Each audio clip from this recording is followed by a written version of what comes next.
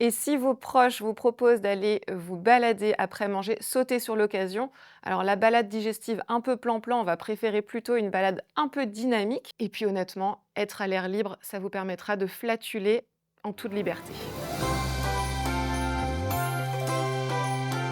Bonjour, je m'appelle Pauline Guillot, je suis gastro-entérologue et puis vous pouvez me retrouver aussi sur les réseaux sociaux sous le nom de Pauline Hépato. Alors les fêtes de fin d'année, c'est souvent signe de mauvaise digestion. On se retrouve avec des repas qui sont riches, riches en graisse, riches en sucre et souvent qui sont cuisinés de façon différente.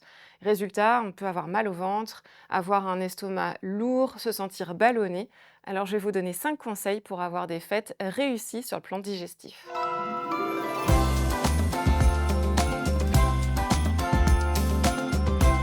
On peut tout miser sur l'apéro végétal, c'est riche en fibres et quand c'est riche en fibres, c'est bon pour notre santé digestive et aussi notre microbiote intestinal.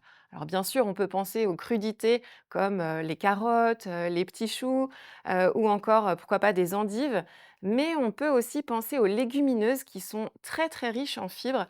Un houmous par exemple de lentilles corail, un houmous de pois chiches, pourquoi pas des falafels en bouchée ou encore des dips de haricots blancs. C'est hyper bon sur un toast riche en graines et là, on a tout bon pour notre ventre.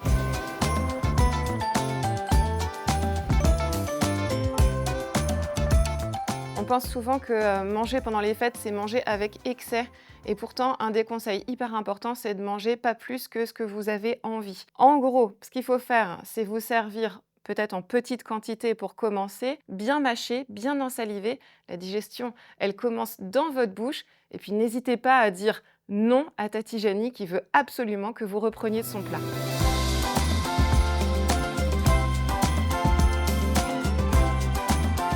Alors c'est sûr qu'on a tous envie d'aller se coucher, d'aller siester après un gros repas et pourtant le fait d'aller s'allonger juste après manger peut aggraver un reflux gastro-œsophagien. Alors gare à la nuit qui suit le réveillon du 24. Une petite astuce, vous pouvez déjà tout simplement attendre un peu avant d'aller vous coucher après la fin du repas ou surélever les pieds de la tête de votre lit pour éviter d'être complètement allongé en position horizontale. Ça peut diminuer les reflux que vous pourriez ressentir juste après avoir mangé ce gros repas de fête.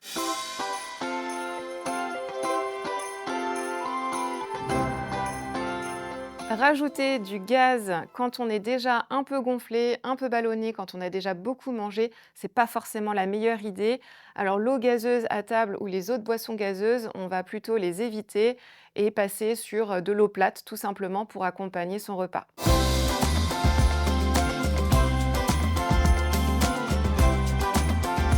Et si vos proches vous proposent d'aller vous balader après manger, sautez sur l'occasion.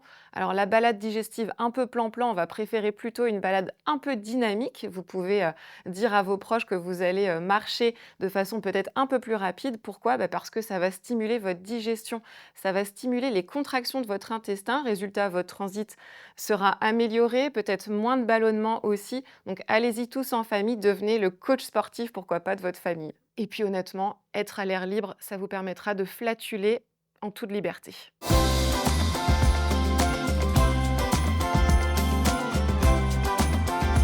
Et puis un petit bonus, pendant les fêtes de fin d'année, il y a beaucoup d'épidémies de gastro-entérite virale et ce virus se transmet par le fait de se faire la bise et puis on en a aussi parfois sur les mains et on va le déposer par exemple sur le buffet qui est sur la table. Donc un grand conseil, lavez-vous les mains un maximum, ça vous évitera de récupérer ce virus sur vos mains et de vous les mettre à la bouche.